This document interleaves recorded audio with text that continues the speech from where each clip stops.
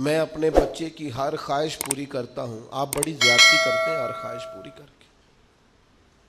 آپ کے بچے کو صبر کرنا نہیں آئے گا، اللہ آپ کو لمبی زندگی دے، اگر آپ خدا نہ خواستہ دنیا سے جائیں گے تو اس بیچارے کو تو پتہ ہی نہیں ہوگا کہ کوئی چیز نہ ملے تو صبر بھی کرنا ہے۔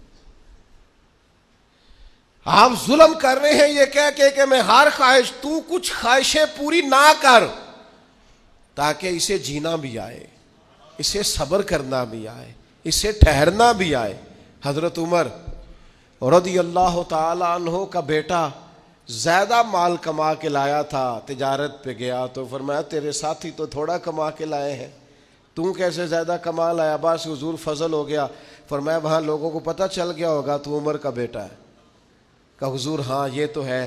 فرمایا جتنا نفع باقی لوگوں کو ہوا اتنا رکھ لے، اور باقی چونکہ تو نے باپ کا نام استعمال کیا ہے وہ مجھے دے، وہ میں مال غنیمت میں جمع کرتا ہوں۔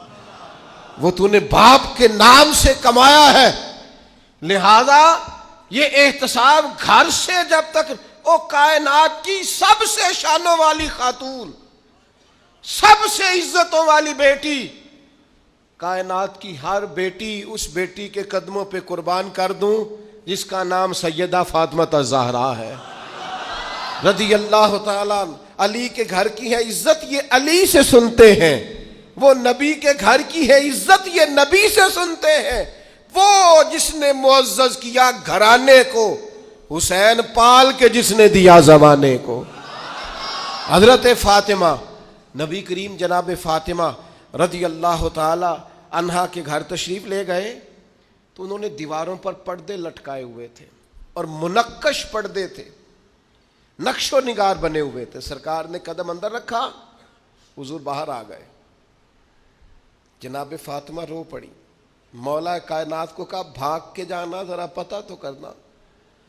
یا رسول اللہ فاطمہ سے ناراض ہو گئے؟ فرمایا میری بیٹی ہو کے نقش و نگار والے پردے لگاتی ہے؟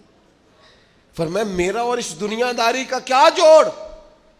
سیدہ تیرے ہر ادا پہ مائیں قربان ہو جائیں۔ جناب فاطمہ نے فوراً پردے اتارے، اللہ کی راہ میں خیرات کر کے امت کو پیغام دیا، رنگے چمن پسند نہ پھولوں کی بو پسند، ہم کو ہے وہ پسند جسے آئے تو پسند۔ بس یا رسول اللہ جو آپ کو پسند ہے، ختم ہو گئی بات۔